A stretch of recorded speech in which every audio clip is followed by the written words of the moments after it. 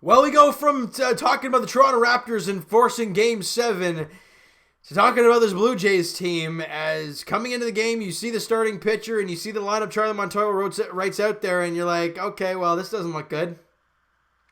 The Blue Jays fall 7-2 in the finale of the series to the New York Yankees, and the reason I just said that, we heard Rowdy Tellez hits the injured list with a knee strain, I think, or sprain, or one of the two words there, and he hits a 10-day IL. Nonetheless, we don't know how severe it is and whatnot. All we know is that he's on the IL for at least 10 days. Not very good. Not what you want to hear. Then coming into the game, you see Lourdes Gurriel Jr. ain't playing, and I'm like, hold on. You're looking for the sweep over the New York Yankees. You're in the finale. You have an off day tomorrow. Why is Charlie sitting Lourdes Gurriel Jr.? It makes no sense. It makes absolutely no sense why he was sitting Lourdes Gurriel. Well, you need to give him a day off, then you get him a second day. Are you forfeiting this game today? Because you already lost Teoscar Hernandez in the series. You lost Rowdy Tellez. Now you sit Gurriel. How are you going to try and beat the Yankees with this team? Yeah, this Blue Jays team has played great. They've grinded. They've found ways to win on any given night. Great things have happened. But with a Tanner Roark and a Ross Stripling on the mound, you put out that lineup. What? I don't know what Charlie was thinking there. But okay, the Blue Jays lose it 7-2 to the Yankees, get out hit 7-6 in the game. And the only offense the Blue Jays had, a 2-run shot by Derek Fisher. Derek Fisher with a 2-run shot, and that was all the Blue Jays offense in this game. All right, let's get to it. It didn't look good early on because Gleyber Torres took a solo shot to make it a 1-0 game off of Tanner Roark. But then, in the bottom half of the second, Derek Fisher absolutely belts. I mean, he crushed this 2-run shot to right center field. His first home run of the year. Caleb Joseph came in to score. He beat out a double play. That is why you run, ladies and gentlemen. He's a catcher, but he was able to boogie down the line and beat out the double play to get the Jays that second run on the Derek Fisher 2-run shot. But in the next half inning, DJ LeMay used a solo shot to make it a 2-2 ball game. But other than the 2 solo shots given up, Roark didn't really allow anything else to happen. He walked 3 guys. Seems to be automatic for Tanner Roark this year. But 2 hits, 3 walks, 3 strikeouts over 4 innings. I wouldn't say it was a terrible outing for Tanner Roark. Yeah, the pitch count was probably up there really high. I'm actually going to look at that real quick. Where are we here? Pitching. He threw 68 pitches. So there's that. But, again, I look at the way he played, and then Ross Stripling goes out there, and in his first inning of work, he was downright awful. He was downright awful there in that 5th inning of work. Wade's, you give him the base hit to the number 9 hitter to lead off the inning, and you're sitting here like, great, now you got to face LeMahieu in the top of shop of the Yankees. It's not very good. Then LeMahieu grounds out to Kevin Biggio. It's got second with 1 out. It's not that big a deal. Voit singles to center field. Wade comes in. Then Hicks walks on 4 pitches. Strikes out Frazier. But then Torres doubles and 2 runs come in to score. You give up 3 runs, and just like that, you're down 5-2. And as much as I love my Blue Jays, we cannot keep putting ourselves in holes like this. Yeah, comebacks are great. The 6-2 comeback and the 10-run 6 is fantastic to watch. But you can't expect that, right? They've had a lot of comebacks this year, but they just got to start out strong.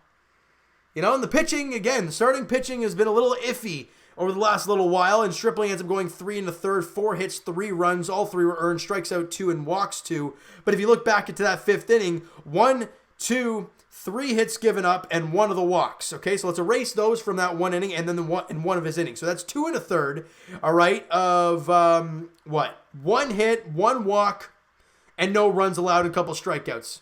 Or I guess maybe it was 1 strikeout. So not a bad one after that 1 inning of work, but the problem is it was bad enough. And you lost. 5-2. The Jays, like I said, didn't really have any offense going today. Brocky went out there for 2/3 of an inning. Allowed no hits, walked 1 batter, and that was it. Then Sean Reed Foley went out there and in his 1 inning, allowed 1 hit, 2 runs, none of them were earned runs, and walked 1. Again, it was it was an RBI ground out from Gleyber Torres and an RBI single from Clint Frazier.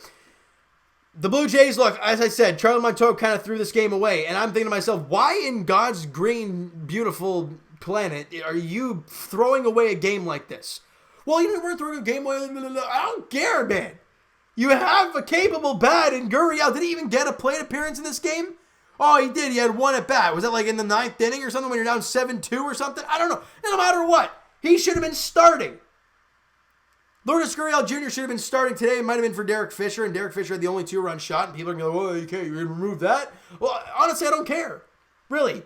Because Gurriel should have been out there, and I don't know why he made the lineup the way he did. I really have no idea. I mean, it baffles me sometimes with Charlie Montoyo, the decisions he decides to make. But because you have a day off tomorrow, and the Yankees are a team right there with you. You want second place in the American League East. You don't throw games like this. You just don't do it. But whatever. You're out. You win some, you lose some, right? The Jays have won 3 straight coming into the game. They lose 1. Now they have an off day. A much-needed off day for these guys. They've been playing constant baseball. It has not stopped for this team. They finally have a day off tomorrow. They're going to relax. They're going to get some rest. All right, before they open up a set against the New York Mets at Salem Field. It is a 3-game series. All right, the pitching matchups are looking like this. Jacob deGrom, yippee, against Chase Anderson, yippee. Game 2, it looks like it's going to be Seth Lugo on the mound for the Mets, who has been very good this year, against Robbie Ray for the Blue Jays, but they might go Robbie Ray, and depending on what the feeling is on Nate Pearson, he might start one of those games, but he might obviously not go very long. I don't know what's going to end up happening, but it says Robbie Ray right now in Game 2 against Seth Lugo, and then in the finale, it is David Peterson against Hyunjin Ryu in the finale of the series before the Jays get another off day, right? So they've gone through that stretch. They're 5 games over 500, 24-19 on the season. They still have a 2-game lead over the Yankees, so that's the positive thing.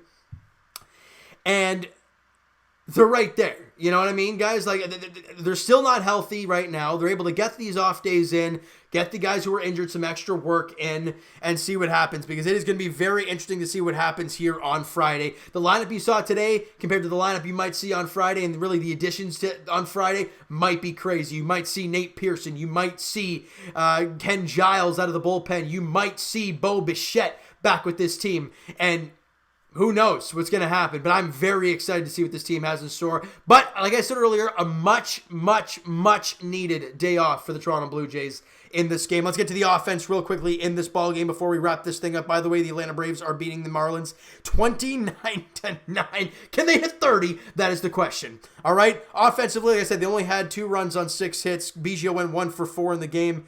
Randall Grichuk 1 for 4. Shaw went 1 for 3. Gurriel came in, pinch hit and was 0 for 1 with a strikeout. And Vladdy went 0 for 4 with a couple Ks.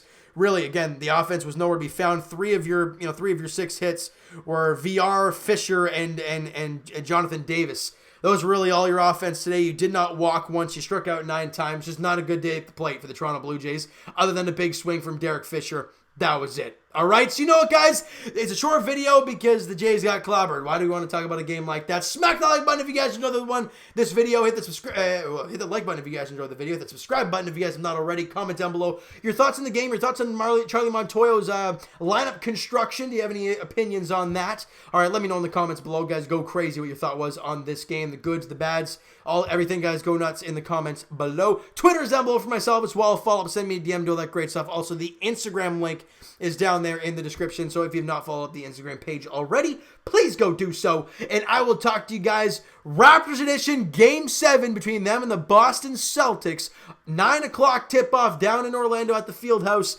on on Friday night, 9 o'clock, big time, all right? As for the Blue Jays, like we talked about, their next contest is on Friday as well, as they get the day off tomorrow as they open up a 3-game set against the New York Mets. As of right now, it's Jacob deGrom and Chase Anderson in Game 1. That's the pitching matchup. 6:37 first pitch there at Salem Field. Thank you guys so much for listening and watching. Hope you guys enjoyed the video. Talk to you guys then.